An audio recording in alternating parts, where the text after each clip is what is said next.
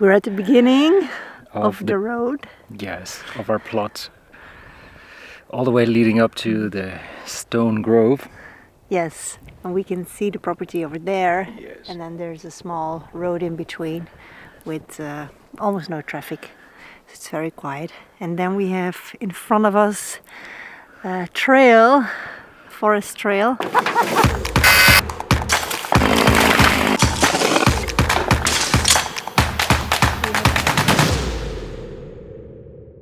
So this little road goes straight through our property. It's a public road, so we have to leave it open, but of course we can walk all the way to the top and see our beautiful land. So we want to show you a few views from up there, and for us it's very interesting because we have no idea how big our land is actually. Yeah, so we have to... Well, our land, I don't like to speak about our land, but we would love to know, where we can sow seed balls and help the earth with a little bit of reforestation. So we're going to walk that right So we're now. going to look for certain vegetation, see what is here, Yeah. and maybe what's missing. And have an overview over the property where we can irrigate, and we will create natural farming, which will be very nice. And sometimes they say when you zoom out a little bit and you look from above, you have new ideas. So that's what we're going to do. And in a few weeks, we will have our first guests coming over. Oh, you're right. They're coming to help. Yeah, a wonderful couple from the UK, young people, and they want to help us a little bit. So we're looking forward to that as well. Really? First people for the new project. It's so nice. All right. All right. Let's do this. Let's go. All right. Look what we find here. The sole of a shoe, like what we're finding everywhere. But nature is taking over. See, there's some moss growing. It's so beautiful. It's so soft as well. Oh my goodness. Wow, that's a beautiful tree.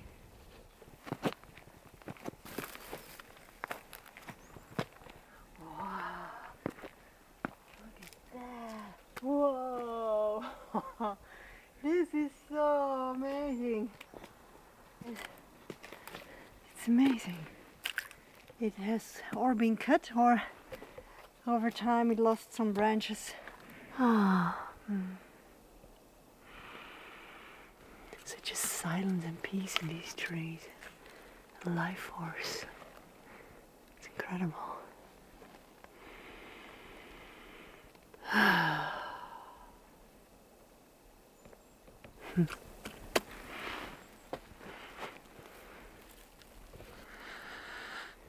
It's really beautiful.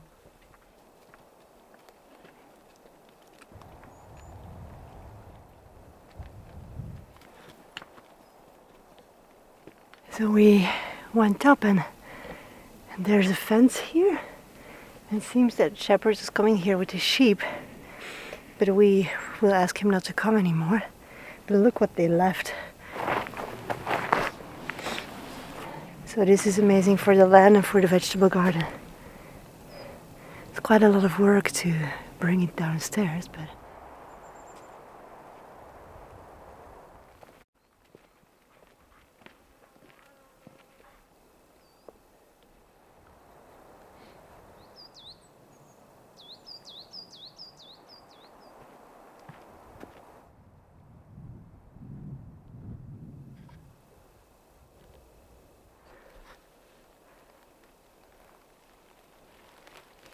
and we can see the stables and the house, but not the land.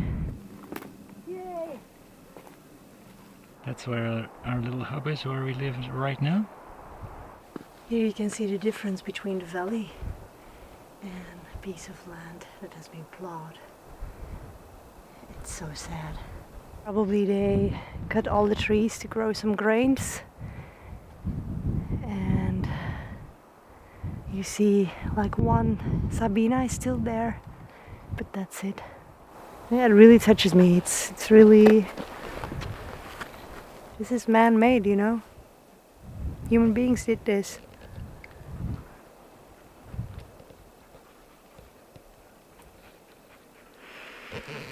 Okay. It's enough.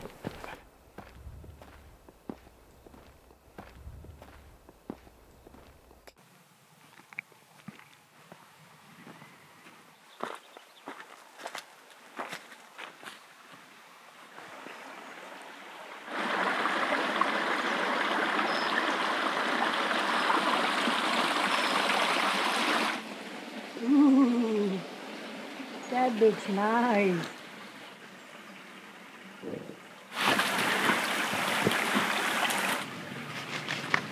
Our swimming spot.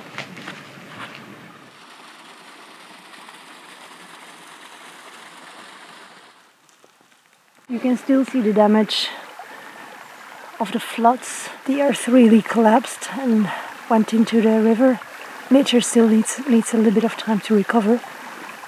And now we know as well that we have to be very careful when it's raining, because with the floods in September the water was, I think, up to 4 or 5 meters. It goes so fast. It's just in a couple of minutes, like in 15 minutes or so, you can drown. This is sand from the riverbed, which is amazing for stratification. So if you put this and you filter maybe a little bit in a bucket over winter with seeds from trees, they will just sprout in spring and then you can plant them. This is the best quality you can get. It's amazing.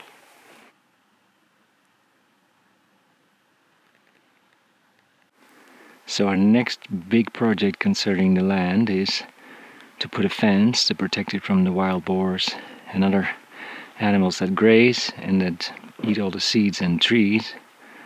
And now we're looking where we're going to put the fence. So here there is space enough to put a fence outside the canals, but here there's very little space.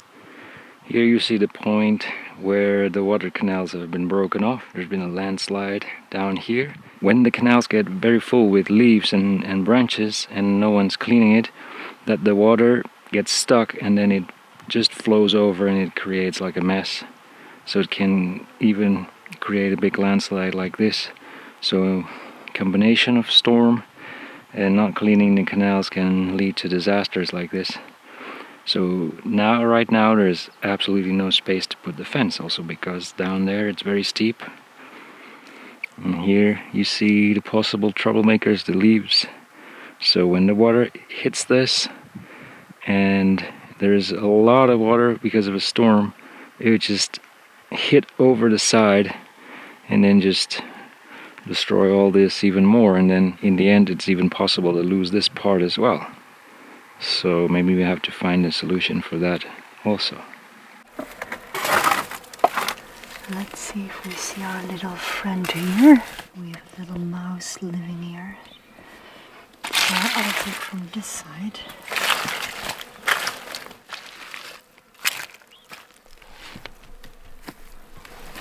Hello. Right. Let's close it up.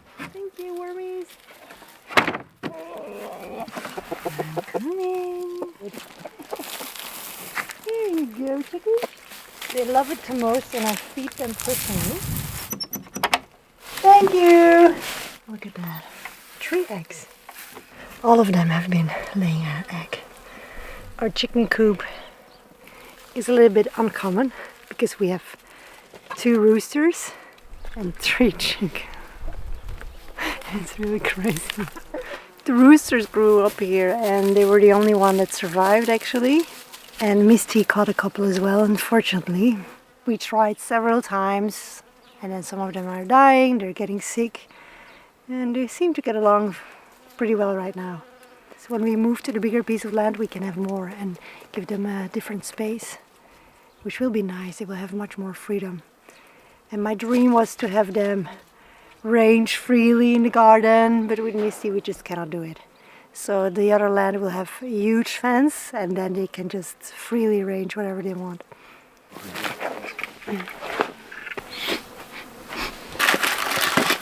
I'm so excited for this year because we have tomatoes from our friends from Italy. Yay! We have tomatoes that we received as a gift and peppers as well from Denmark. And then we have tomatoes from Farm Schiessen from our friends. And then we have the local tomatoes, the rose ones, pink ones, black ones and yellow ones. And then we have some others that we bought before. I'm very curious to see how all these different ones will do. I really love tomatoes and it's such a good food for winter. You can store it very easy. So we'll sow many plants this year. Alright. keep a few. If these ones don't work out, because we're February now, should be a good time. But beginning of March, I will sow a few more just to be sure. Alright.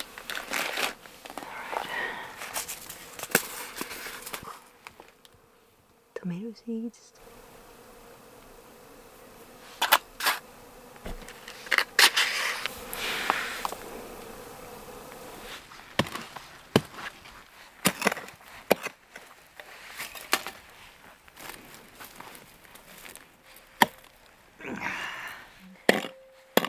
This stone has been here for a long time. In this mini garden we find already bricks, more bricks, plastic again, shoes, whatever else it is, metal. There's nothing new. Look at them. Last year in autumn we went for a walk on the other side and it was full of oak trees, local oak trees. So we gathered some seeds and we grew a couple of trees from them. A lot of them died actually, but these 5 survived and they're perfect to plant here on our new land. So I think for the beginning we will just start with planting a couple of trees here.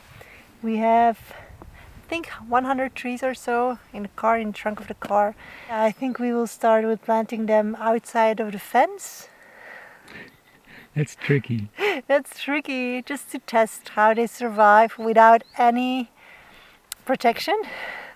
And then we see how it goes with the sheep and the wild boars and the water. But these are used to dry climates, so I think they will do okay here because they're really, I mean, they're local. So we're planting all of our first trees on the new land. Yay! Yeah. Are you scared? Why? Because even the ones near our home sometimes died. It just dried up I understand. after a while without water. So here it's like putting a baby in an empty house or something. Well, these are wild trees, so they're not fruit trees, so maybe that's a difference because they're more hardy to the climate circumstances. So we can try. We will plant thousands of more trees Oh no!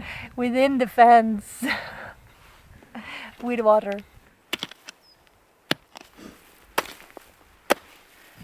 Look at this beautiful root system. This is the pin root. Well, it goes a little bit like this. I don't know why. Because it was able to grow and the pot was large enough so the roots can go quite deep into the soil from the beginning, which is very nice. Okay, so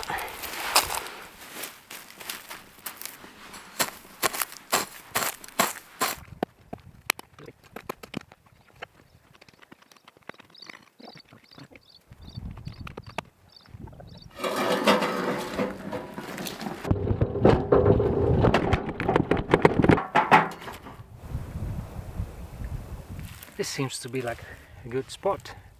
There's all kinds of grasses here next to the water canal because it's just leaking. This part will always be irrigated once there's water in the canals, which will be in about 2 months' time.